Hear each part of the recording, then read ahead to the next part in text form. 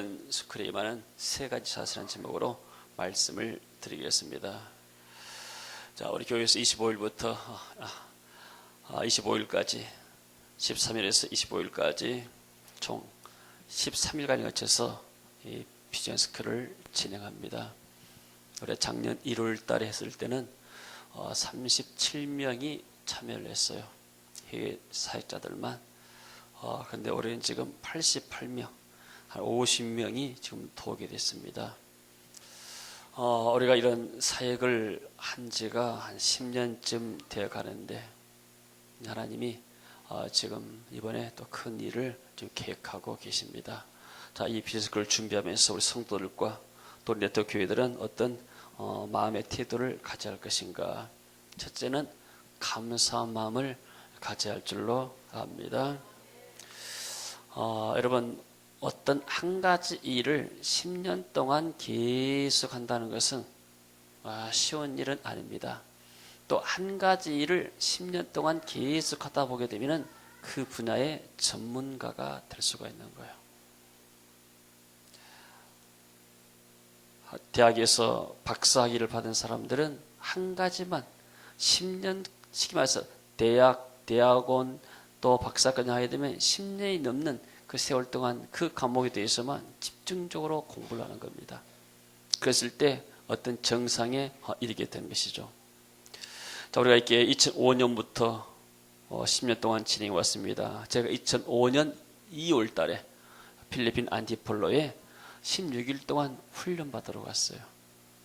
그때 저는 영어도 잘하지 못하겠고 또 그 강의를 잘 알아듣지도 못했어요.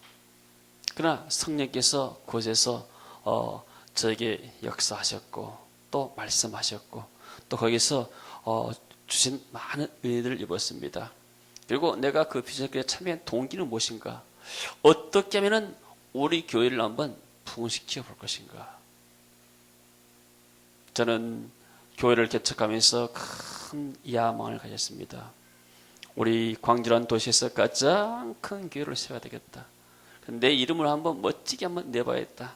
서울의 조영기 목사님처럼 나도 광주에서 큰 교회를 해가지고 온 세상에 알리면서 내가 높아져 봐야 되겠다. 이런 야망을 가졌어요.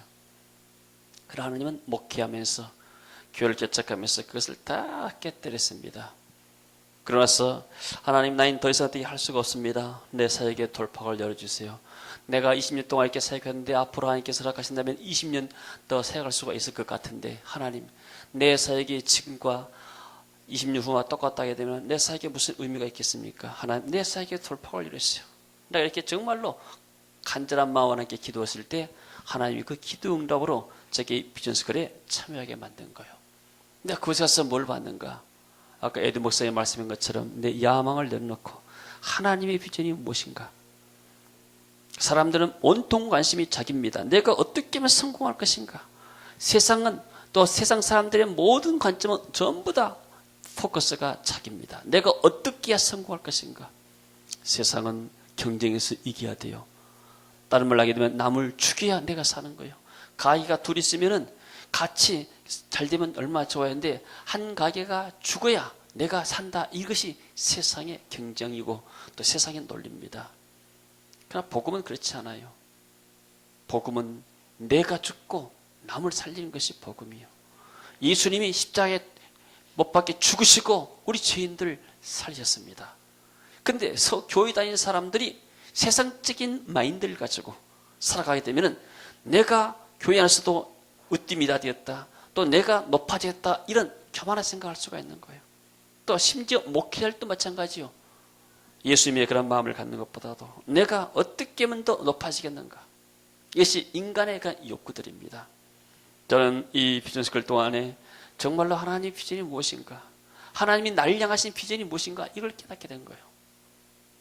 그래서 거기서 하나님께서 15일 동안 은혜를 주셔가지고 제가 한국 와가지고 이렇게 우리 교회를 한 1년 동안 이렇게 이 사역을 진행하는데 주변에 목사님들이 같이 모여서 같이 한번 은혜를 나눠보자고 그랬어요.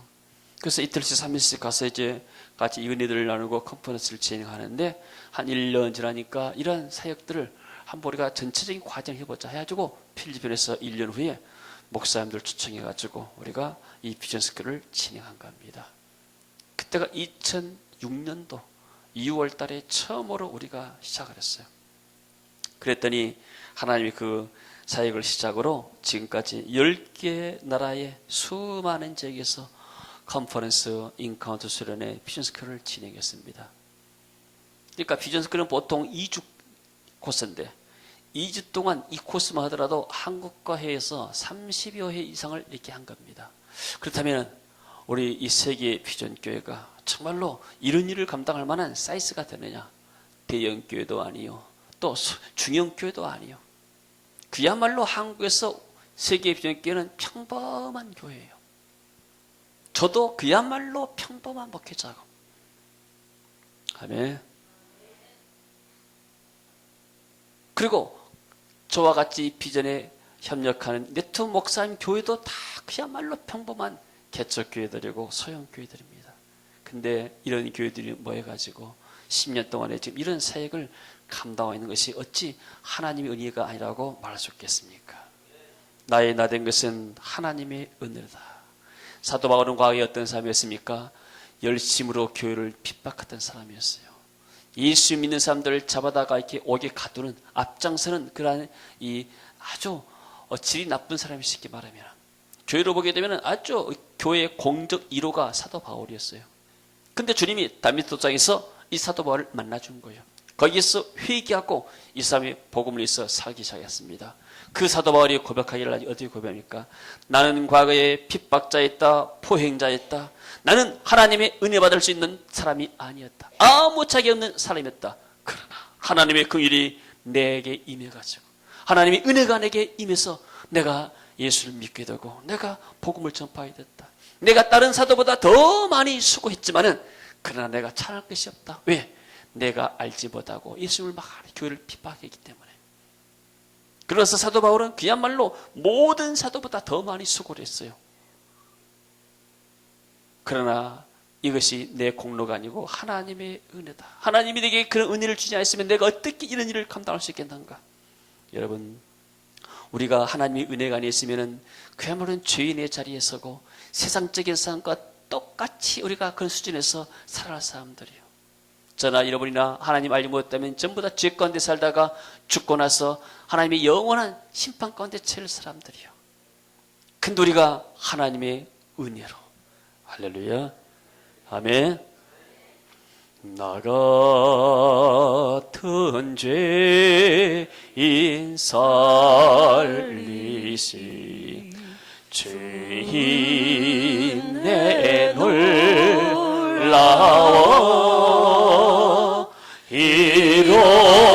이뤘던 생명 찾았고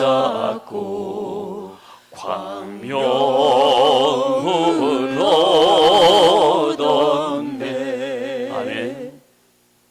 It's amazing grace라는 이 하나님의 이 찬양이 얼마나 많은 사람들의 심금을 울리는지 모릅니다.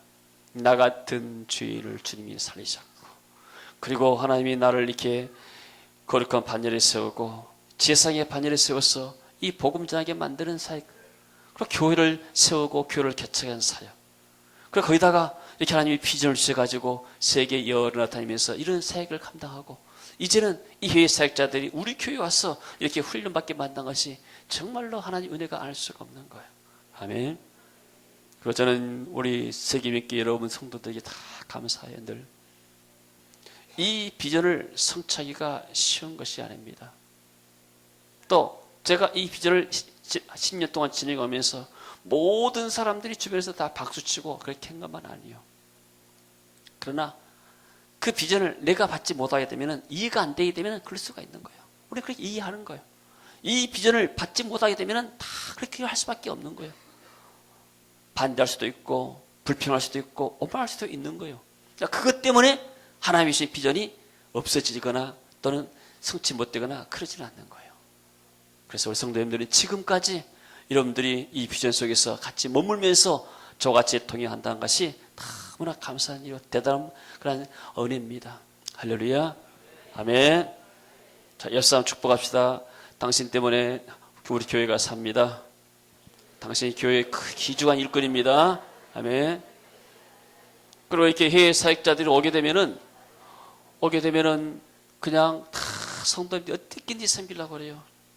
해외 사역자들이 와가지고 어디 은혜 받는가? 물론 말씀에 주 은혜를 받죠. 집회 가운데서.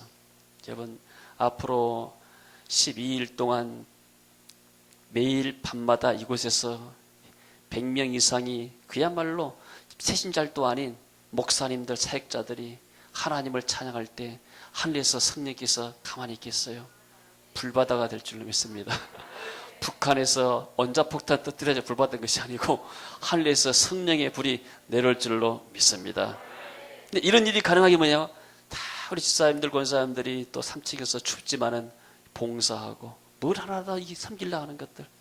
그리고 또 어떤 가정에서는 집을 오픈해야지. 여러분, 집을 오픈하기가 쉽지 않아요. 손님 하나 이렇게 모집난 것이 쉬운 일이 아니에요. 근데 그런 희생을 감사하면서 한다는 것이 얼마나 감사한 일이에요. 그리고 이 88명이지만은 그게 100명 아닙니까? 100명을 우리 교회가 수용 못하잖아요. 근데 네트워크 교회 목사님들이 같이 이렇게 17반에서 몇 분들을 모시고, 또 어떤 교회는 더 많이 모시고, 또 지구촌 교회는 25인승 버스가 있는데 봉고차 팔고 또 하나 25인승을 구입했대요. 50명을 이렇게 수용하려고. 그래서 목사님 버스가 몇 인승입니까? 25인승입니다. 그럼 기사 빼고 몇 명입니까? 몇 명 탈 수 있습니까? 24명 탑니다. 많이 타봐야 48명밖에 못 탑니다. 40명만 보낼게요. 이걸 50명을 보내달라는 거예요. 다 준비했다고. 심지어 타이어도 갈고 얼마 들고 타이어 갈고 했다면서 그렇게 준비한 교회도 있어요.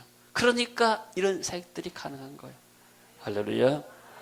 자, 우리는 이 감사한 마음으로 하나님께 우리가 감사하고, 성도들께 감사하고, 네트 목사님께 감사하고, 또 멀리서 그야말로 여러분들 필리핀의 임금이 얼마인지 아세요? 대학 졸업해서 막 들어가면 보통이 평균 20만 원 받아요. 좀 좋은 직장 하면 30만 원 받아요. 그러지 못하고 일반 직장 하면 보통 헛들이 하게 되면 10만 원. 파출부 한 달 월급이 얼마인지 아세요? 10만 원. 저 턴도 지역은 6만 원. 우리나라 임금의 10분의 1밖에 안 돼요. 그런 분들이 비행기 티켓 사가지고 한 달, 두 달치, 세 달치 얼굴을 모아야 돼요. 우리들은 말하면 한 500만 원 주고 쉽게 말해서 티켓 산단 말이에요. 그런 거금을 투자해가지고 한국에 옵니다. 우리 그분들 정말로 그분들 마음속에 들어가가지고 이분들을 정말 우리가 주님 모시는 마음으로 모시겠다. 이런 마음을 가져야 할 줄로 믿습니다. 그리고 우리가 이렇게 교만한 마음도 가져서 안 되고, 또 이렇게 그 사람들도 이렇게 낮게 보는 그 마음 가져서 안 돼요. 다 귀한 이 지역이 워낙 어려운 환경이 있어, 시골 농촌에서 목회해서 그러지 그분들도 하나님의 귀한 종들이에요. 아멘. 예수님께서 정말 사랑하는 주의 종들인 줄로 믿습니다. 그리고 우리는 예수 그리스도의 마음을 가지고 이 비전스크를 섬겨야 할 줄로 믿습니다. 너희 안에 이 마음을 가지라. 곧 그리스도 예수의 마음이니. 빌립보서 2장 5절의 말씀이죠. 예수 그리스도의 마음은 어떤 마음인가? 나는 마음이 온유하고 겸손하니 내게 와서 나를 배우라. 예수의 마음은 온유하고 겸손한 마음이에요. 우리가 아무리 일을 잘한다 하더라도 혈기를 내게 되면 그것은 사단이 역사하는 거예요. 여러분, 구약에서 가장 온유한 사람이 뭐예요? 온유란 말은 영어로 젠틀이란 말이에요. 어떤 사람이 가장 젠틀한 사람인가? 젠틀맨인가? 젠틀맨이라는 노래도 났다는데 누가 젠틀맨인가? 옷을 멋있는 이렇게 양복 입고 머리에 기름 바르고 멋있는 선글라스 쓰고 구두 비까비까 구두 신고 그래야 선글라스 신상가? 젠틀맨인가? 그렇지 않아요. 마음이 온유한 사람. 할렐루야. 처녀 종학들이 선볼 때는 이렇게 장동건 같은 이렇게 미남들, 꽃미남들 찾고 그러는데, 여러분들 그 얼굴이란 것은 나이가 들고 나면은 다 똑같아져요. 노인 되게 되면은 얼굴이 다 평균화되어 버려요. 중요한 뭔가 속사람, 마음이 온유하고 예수님의 마음 겸손한 사람이 좋은 사람인 줄로 믿습니다. 아멘. 구약의 젠틀맨이 모세요. 아브라함도 젠틀맨이었어요. 근데 모세는 민수기 12장 3절에 보니까 이 사람 모세는 온유함이 지면의 모든 사람보다 승하더라. 그러니까 온유하단 말은 부드럽단 말이고 오래 참단 말이에요. 모세처럼 부드러운 사람이 없는 거예요. 여러분, 막 성격이 막 강하고 뭐 그럴 수도 있잖아요. 그냥 강하다 해서 이렇게 그 좋은 게 아니에요. 강할수록 빨리 부를 수가 있는 거예요. 부드러운 거. 그래서 유도라는 운동 있잖아요. 유도는 부드럽게 해가지고 막 사람을 이렇게 넘기잖아요. 힘을 많이 안 쓰게 되고. 부드러운 것이 좋단 말이에요. 우리의 마음도 항상 이렇게 비단결처럼 융당처럼 마음이 부드럽게 되면 어떤 사람도 다 수용할 수가 있는 거예요. 어떤 사람은 무슨 말하면 톡도 튕겨버려요. 이런 사람은 마음이 온유한 사람이 아니에요. 항상 비난하고 불평하고 사람들을 막 찌르고 이런 사람도 온유한 사람은 아니죠. 근데 이 사람 모세다만 실패했어요.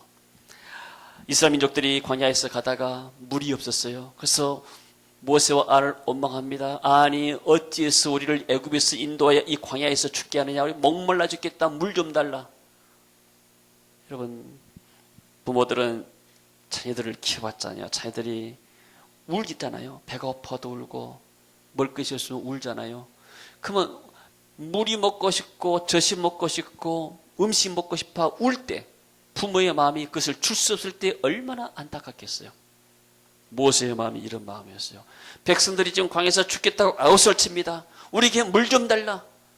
물 아니면 죽음을 달라. 이런 식으로 나타난 거예요.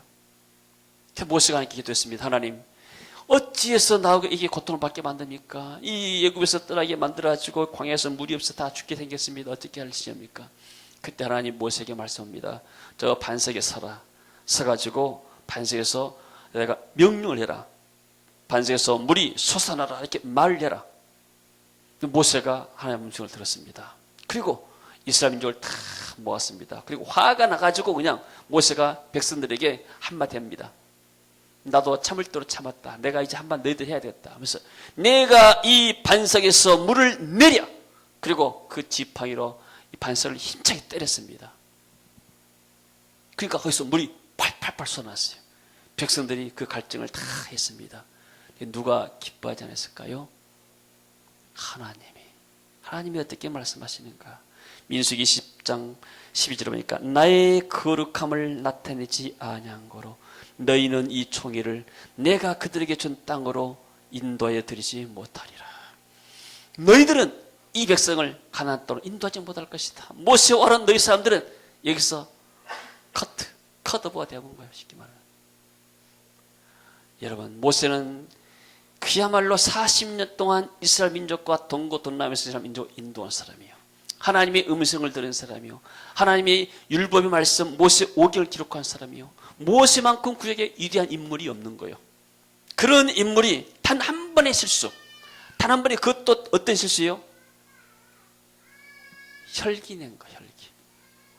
한 번의 혈기가 가나안 땅에 못 들어가게 만드는 거예요. 그렇다면 하나님이 지금 우리가 어떤 큰 생각하는 것도 중요하는데 무엇을 다루는가? 우리의 마음을 다루는 거예요. 마음. 우리의 마음의 자세가 겸손한 마음, 온유한 마음. 그 겸손과 온유로 옷 입을 때 하나님이 그 사람을 귀하게 쓴 줄로 믿습니다. 여러분 왜 예수님께서 이 어부들이나 평범한 이 제자들을 선택했을까요? 당시에 공부만 했던 이 바리새인들, 서기관들, 또 당시에 권세가 있고 거룩한 옷을 입었던 제사장들 있었는데 왜 그 사람들을 선택하지 않았을까요?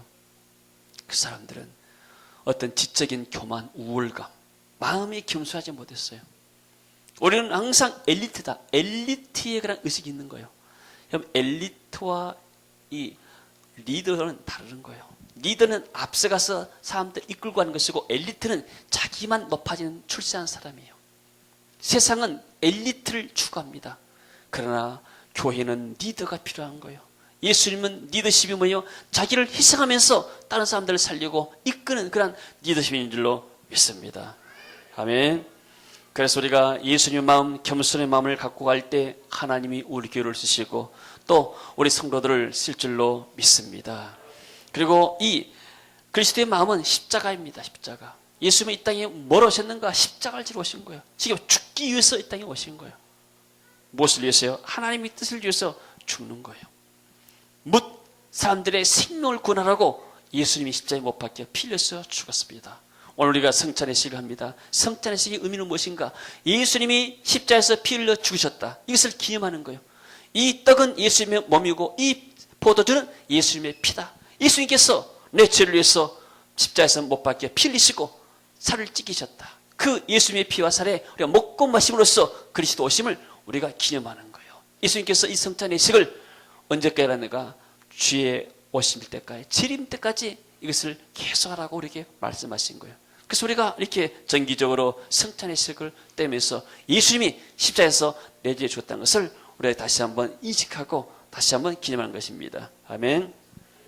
여러분, 십자가를 통할 때 강한 연합이 되어진 거예요.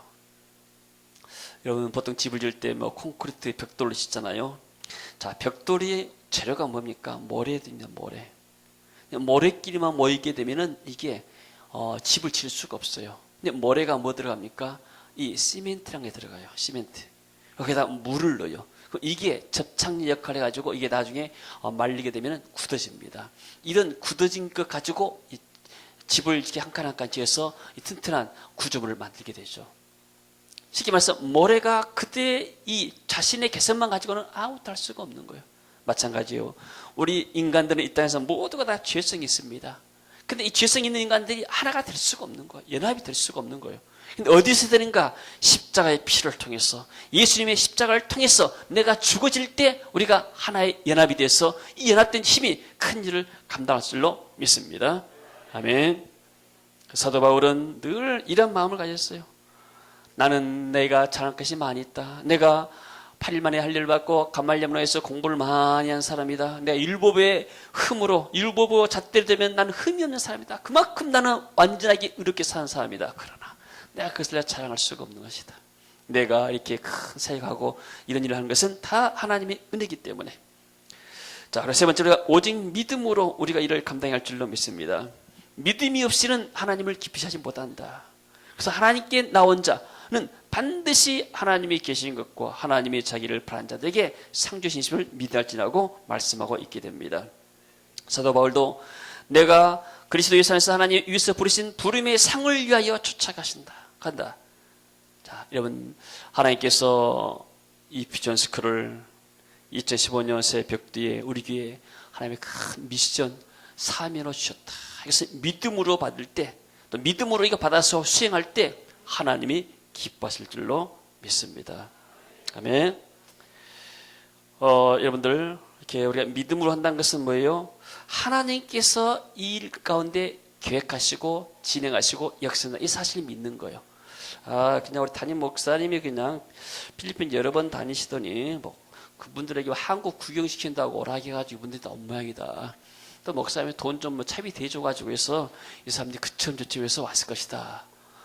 이건 믿음의 말이에요. 이건 믿음이 아니에요. 우리 교회가 큰 교회 가지고 그 사역자들, 어려운 사역자들 지금 비자 받았는데 돈이 없어가지고 비행기를 못 사서 못 오면 됐어요 지금.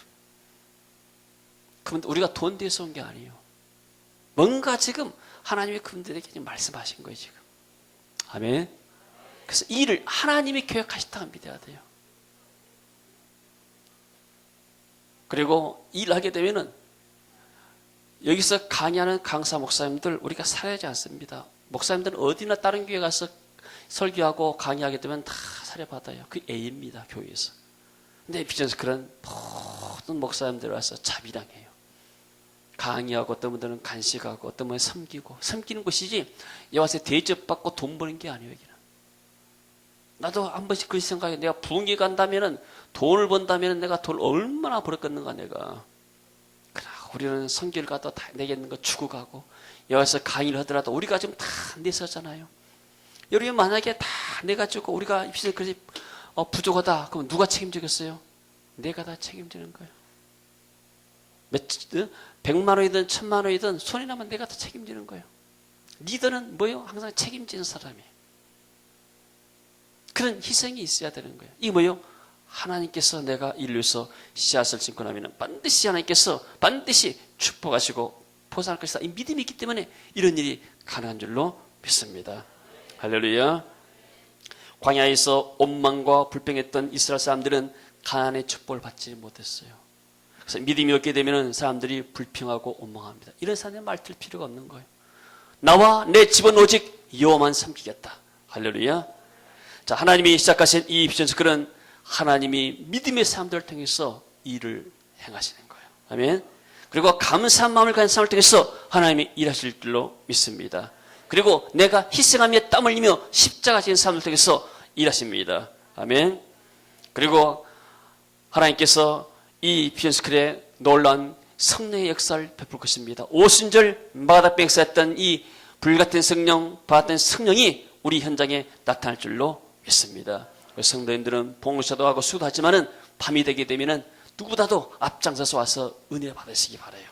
내가 올 한 1년 동안 살아가려면 하나님이 올 한 해도 내가 은혜가 필요합니다. 하나님의 새로운 성령의 기름 부심이 필요하게 됩니다.